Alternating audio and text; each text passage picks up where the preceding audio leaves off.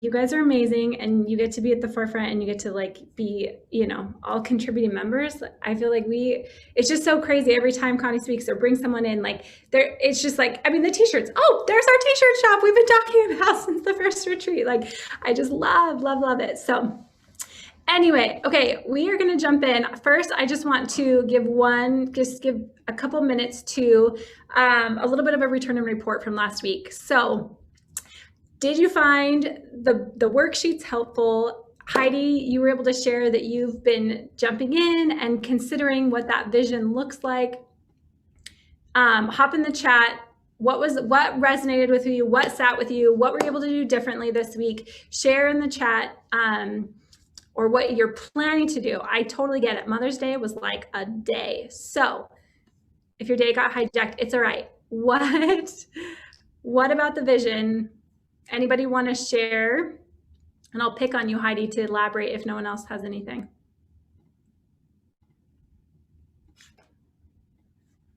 Heidi. Yes. You want me to share? Is that what you're saying? Yeah, will you just share just a little bit of what your process was this week? Yeah, so I think for me, it was just like, okay, I'm feeling a little unsure about where I'm going. Like, what is this for and what am I doing? And so kind of I asked Heavenly Father to just show me the vision of it. Show me the vision of 10 years from now. What will that look like? And kind of give me understanding and pieces to sort of the bigger picture.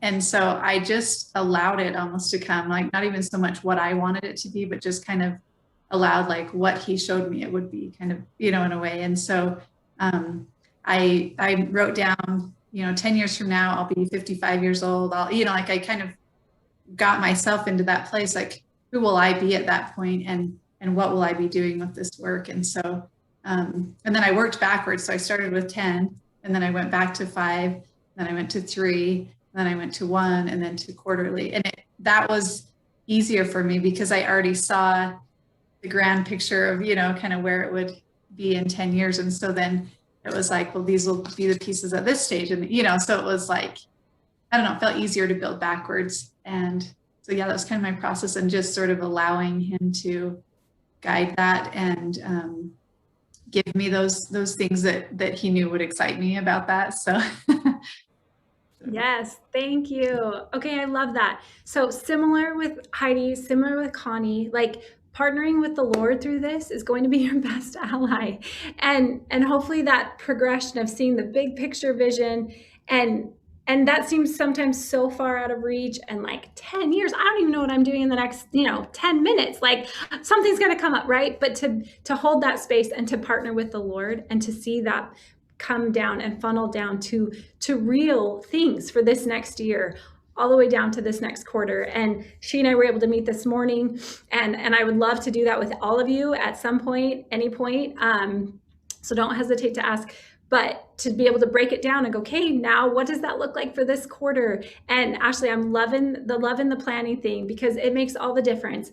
And the business is just one part of it. And I'm going to, talk more about that. But absolutely knowing our roles and owning what our vision is for those as well will give us that complete fulfillment. So I just have to throw that out there. Like, it's not all or nothing. Like, remember the retreat, we get to have 2 things. We get to have both, okay. And yes, it takes a little bit of planning. And yes, it takes some of these steps that she just talked about to be able to get in that space, to know, like, we can have all of it. We get to have all of it if we're partnered with the Lord and in his timing and all of that. So from that, thank you, Heidi. I appreciate you sharing. We're going to jump onto the business, the logistics. Connie always tells me, you have to be fun. Like, this has to be fun. Like, this is the sometimes not so fun part of running a business. Anybody felt that? Yeah. Okay. So for some of you, a couple of you, you already have a business, you already have it set up. And so, especially when we do our breakouts, please coach and assist each other as to what's worked for you and what you've done. I'm going to share my screen right here so you can kind of see. All right. Okay, this is what we're going to cover real quick. And again, we'll get this handout to Lamira, for you guys afterwards. But we're going to talk 3 steps for legal, 3 steps for financial. And some of you guys will have already done some of these things, but we're going to go through them, talk a little bit. I'm going to show you how, what that literally looks like if we go to the websites, and kind of walk you through this. These are important.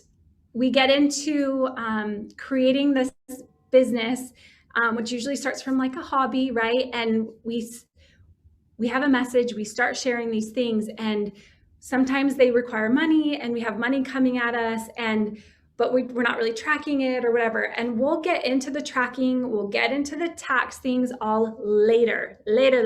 But for today, basics that make us a legit business is what we're going to cover. So how to set up legally, how to set up financially, and 3 pieces for each. So this first one, name, reservation, and registration. So we've all gotten hung up. I shouldn't say all. I know a couple of us, myself included, have gotten a little bit hung up on the name. I can't start because I don't have a name and I don't have the right name. And that's like a reality. Like the name is very, very important because that's what gets us set up legally. So with that, we're checking the registrar of contractors. You're checking your state to see, okay, is this name even available? It might already be taken. So you're checking to see if it's been taken by some other business, if it's available even as a domain, or the social scene. So Instagram handles and Facebook profiles. So that's a little bit of research and a lot of bit of prayer, right? To make sure that we're getting the right names and having consistency. They may not all be exactly the same. And that's okay. Like if you can't get them all the exact same, like that's okay, because there will still be alignment within your brand and things like that. But the biggest one is getting your business name settled and gone on the register of contractors. So I'm going to be switching back and forth with screens. So just give me one little second here. Well, before I jump into the actual things, let's just finish going through this part. So I'll show you the register of contractors, what that looks like.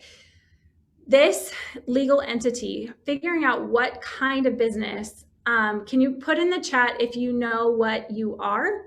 If you've registered yourself as an LLC, an S Corp, put a question mark if you have no clue what the crap I'm talking about. Okay, it's fine, so fine. So there's different reasons. What these classifications are, they help to basically know what you'll be taxed at. So there's different tax benefits that come to each of these types.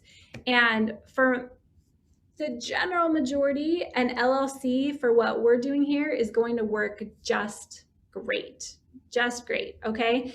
And there's benefits, and we can talk more in detail, especially in our coaching breakouts, about why you do that. But for an LLC, it's called limited liability company.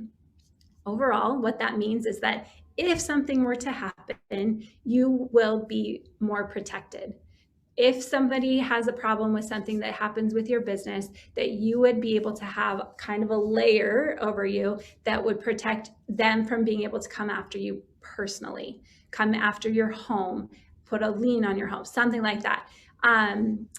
So having that protection is really, really important. And the limited liability company, that way to set it up also comes with tax benefits that will be unique to it. So we'll get into more of those later. Okay, I'm gonna stop sharing here. And again, the reason that you have to figure this out is because for you to actually register your business, you're gonna have to be able to declare, okay, I am an LLC or I am an S Corp. And that takes us to this third part, submitting your articles. Now, this is a process here in Arizona. I don't know exactly because I haven't gone all the way through the process in Utah, but in Arizona, this is just part of the process that we do through the website. But on there, we have to have the name. We have to be able to say whether it's member managed versus manager managed. And member managed just means that the people that are, in the company are contributing members to it and kind of running and making the decisions. And a statutory agent. Okay, put in the chat if you know who your statutory agent is for your company. If you know their name, write it down. Okay, for a lot of us, the statutory agent's just going to be ourselves. And what that means is a stupid fancy word. I shouldn't say stupid. I'm sorry. I'll try not to say crap either anymore, but I might slip out. The statutory agent is the person who's going to accept your mail from like the city, the state, as a representative of your business. So thank you, Connie. I'm trying to up level. All right. In your business, someone has to accept responsibility for getting the official documentation. And again, it can be you, but you just put in your information and say that you are the statutory agent, and then they're going to send an email to you, and you have to declare a letter of acceptance. Usually it's just clicking a button and saying, yep, I will do that. Yep, that's me. If you have a partnership, you would make that distinction. Who's going to do that? Who's not going to do that? Okay. So not scary at all. Not scary. Okay. And then the last little bit on that other sheet was just the time period. In Arizona, it's defined and distinguished as in perpetuity, which means once we are registered here, it's forever. And we'll have to confirm that in Utah, but once I'm an LLC, I'm always an LLC, unless and until I go back into the system and dissolve it. Okay. So we just have to say that in our articles. Okay, so that's the basics of setting up an LLC. I'm going to show you now quick online how we do that. Okay, Wendy, are you already all set up, I'm assuming? Let's see here. We're going to share this screen. Wendy Jones or Wendy Christensen? Wendy Jones. Oh, yeah, and Wendy Christensen. Not Wendy Jones. Wendy Christensen, sorry. Wendy Christensen and probably Jen. Mm-hmm. Okay. Yeah, set up as an LLC. Is that what you mean? Yeah. Are you set up? You're all registered, everything? Uh-huh. Perfect. Okay. All your faces just disappeared when I clicked on this screen. So just stay with me. Okay, here we go. This is your Utah registrar website. And this, well, actually, I take that back. Okay, this is the precursor to that. If, like Wendy, you are a professional, if you have kind of a field that is regulated to some extent, you would look on this website to be able to see if you need a professional license, okay? With that, this is what it looks like, and you can apply directly from here, okay? Division of Occupational and Professional Licensing. You can renew them and all of that. When you click through it, it'll kind of give you this list. So if any of you are like into acupuncture and that's what you're going to be offering, like you would need a license for that. Okay, so this is just a quick little list of some of these things that require a license. Marriage and family therapy, there you are, yay! All right. As you go through with your company, and we kind of mentioned this last week, that there are going to be renewals, things that you have to, licenses and registrations and things, certifications that might need to be renewed, continuing education that might need to be renewed. Okay, so this license is just one of those things. All right. So we're going to move over here to the corporation's website for Utah. This is Utah specific. So if you haven't seen this page, we're going to bookmark this page. Okay, I should put this in the chat. Except for my chat just disappeared, so it's okay. On this website, you'll get to choose one-stop business registration, and you'll just start clicking through this. Or if you already have a business and you're going, okay, I'm going to have this specific program or whatever that would be a different name that you're going to be known as, you would go in and make it a DBA, doing business as. And again, it just gives you claim to that name. Without that, anyone could come in and they could start using that as their handle, their Instagram, whatever, and they could create their own following, whatever, and then they could come after you if you don't actually have it registered saying that's actually my name, back off, okay? Which this day and age, you just never know. So one of these two you're gonna go through, okay? You're going to click on that and move through. You set up your own little account, super easy. and your, a little login kind of thing. Don't forget your login. That can cause problems later. Don't ask me how I know. I did that with mine in Arizona. So you go in and then you have a dashboard. So here's your dashboard, and you're going to click on this button, register a new business. When you go into the register a new business, you're going to be able to say, yes, I am registering a new business in Utah. Oh, it's saying I timed out of my session. That's probably why. I'm registering a new business. So you're going to go in. Oh, see, I was in there for too long. It's fine.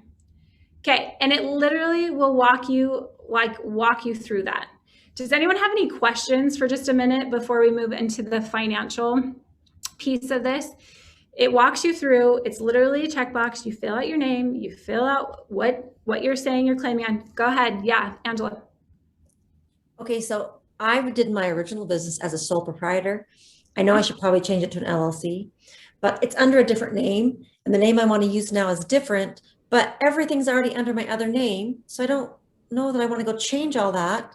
Can I just do it as doing business as its new name now and still be legally connected to the other one as far as tax and blah, blah, blah? So, I mean, it is a little bit tricky because of your tax things. You can do the DBA, and I would talk to your tax accountant specifically. I am not a CPA. There's my disclaimer legally. But talking to them, because if you're doing it as a DBA, the problem is if you really want it to be treated as an LLC for your tax benefits, you would have to go through and resubmit. You would have to dissolve that, and you would have to resubmit. Unless there's a way that your CPA can change your filing status and do that on the back end as a CPA, that I'm not familiar with. But as far as the state is concerned, it needs to show what you are running your business under, because that will affect your taxes for the state. So I know it seems like more work, but it shouldn't be that much more work to just be able to say that, go through and just go through the process and switch it. Okay. Okay. And somebody just said, Connie was able to switch it on the back end. So the state will need to know that you have to own it through the state. So just go through that process still through them. Okay. Question. When do you know you need to become an LLC versus an independent contractor?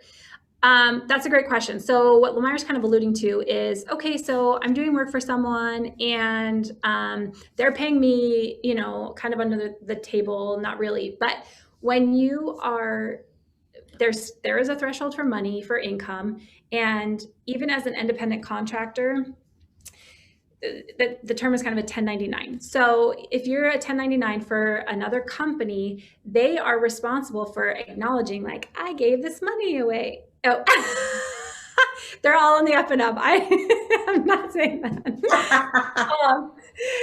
that.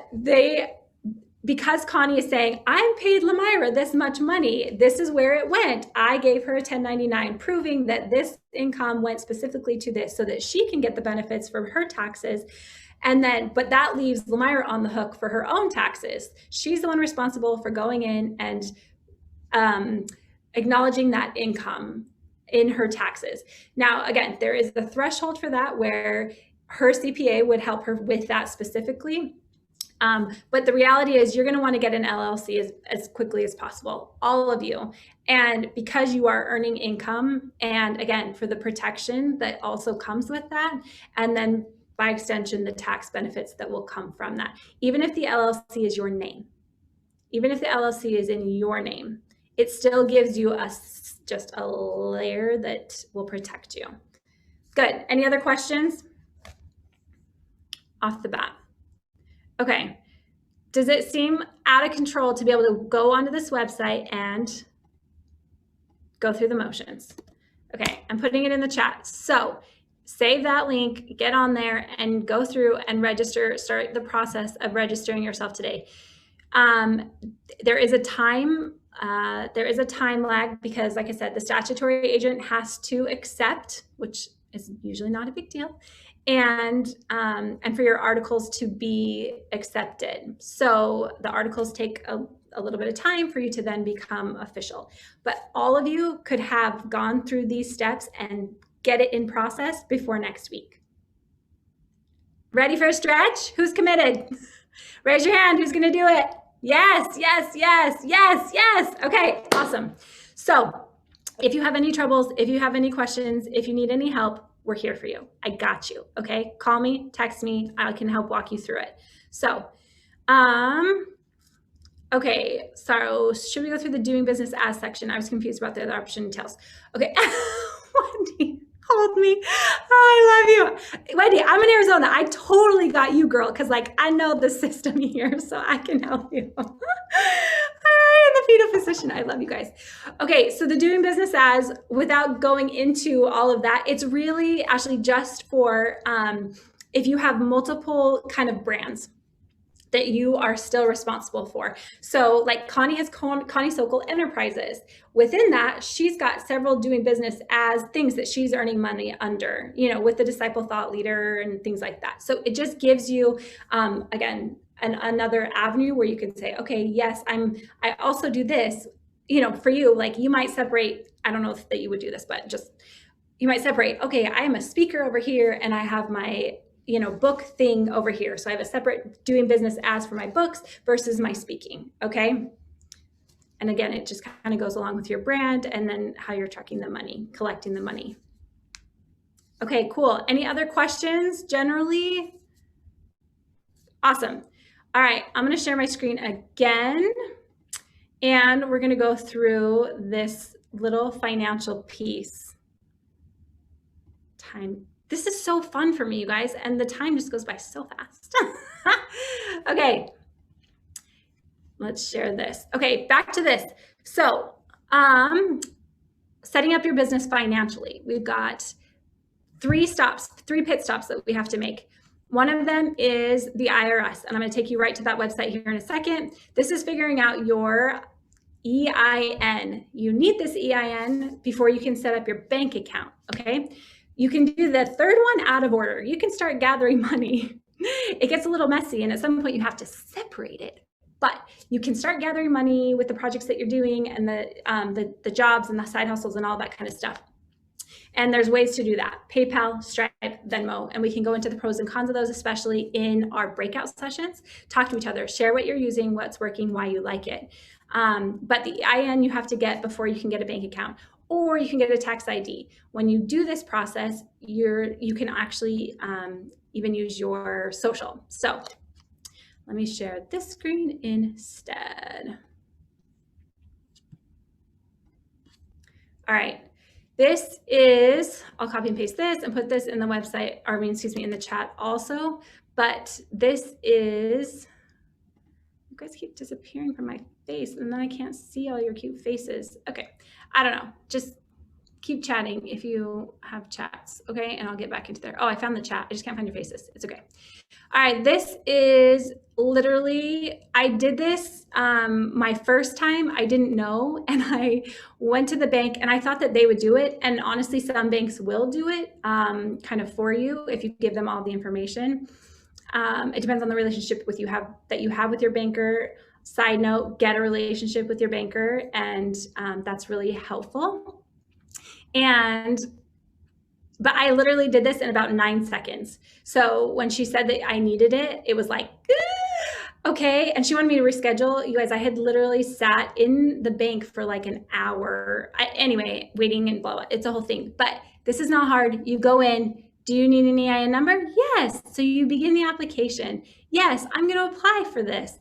And literally, they're going to spit this out back at you. You're going to tell them what you are, that you're an LLC, what kind of person you are, what kind of person, what kind of business you are. And then you're going to go from there. So you're going to say, yes, I am this. Perfect. Continue. And then they're going to say, okay, if that's true, I need proof. So you're going to show your little, once you get accepted through the Registrar of Contractors, you're going to give that little number and then you're going to put that in here. Okay. How many members are there? Easy peasy. Where are you? Okay. I'm here. I should have put the other for you guys, and then you go through. Oh, it's just me. I'm by myself, sole proprietor, all good. All right. So here's where it's going to talk about the 1040. We'll talk about this more when we get to the tax section of our trainings, but it's going to just walk you through this. Literally identify, authenticate, address, and then it'll tell you, this is your EIN, and you're done. And then you give that to the bank who's sitting right there waiting for you, and you hand it over and you're like, this is what it is. And she's like, great. And then you're done. Yay? Okay, that's it. You can do this. You can literally do this, all right, between now and next week. So, questions. Go ahead and unmute yourself if you have a question. Raise your hand, jump in. I have a Okay, question. Rochelle, I need clarity. So we need an EIN to talk to our bank to get set up as an LLC or to open account or what? Well, I don't understand. No, sorry, I did not make that more clear. Yeah, you need an EIN to be able to open a business checking account. Okay. Business checking account. And this is really, really important because, again, sometimes we just start collecting money because we're like kind of doing this thing. Oh, it's starting to catch steam and people want to pay me for stuff or whatever.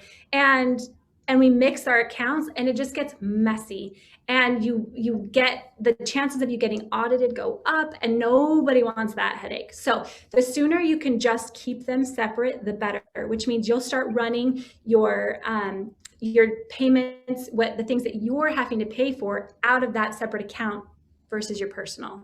So you're just separating it so that this is your business account. You can get a credit card for your business and pay, run it through that and pay for that. And all of the expenses, like your subscriptions and things like that, you'll want to link to that account, and it makes it so much cleaner and so much safer, and really at the end of the day, easier for you to do your taxes. So great question. I'm sorry I did not make that more clear. Anything else? Okay, let me catch up in the chat here. I have a different account, but it's not from an EIN. Thanks, Angela. Okay, you can also set up Square and payments to go directly to your business account. Okay, yes, Jen, we'll talk in the breakout. Okay, we're gonna break you guys out into coaching groups, and my timer's about to go off in just a second. And you guys can share with each other what kind of payment gathering methods that you prefer. And there are definitely different, there's a couple different benefits as far as just being able to track and like run reports that are helpful if you use one versus another. But we'll get into actually tracking and recording and bookkeeping and things like that later. You just need a way to gather the money, okay? Get the money. All right. Stripe, Venmo, those are all fabulous. PayPal is super easy because you can send the invoice. All right, we're gonna do breakouts. Love you. Even if you're already set up, I mean, it's a great time. Your taxes should be coming up due here. There was an extension anyway for this last year, but even if you're already set up, like review again. Like this is when you get to go into your accountant and say, things have changed, this is what's going down, or this is what's happening, and ask, like get help, review, even if it's just changing your banking password.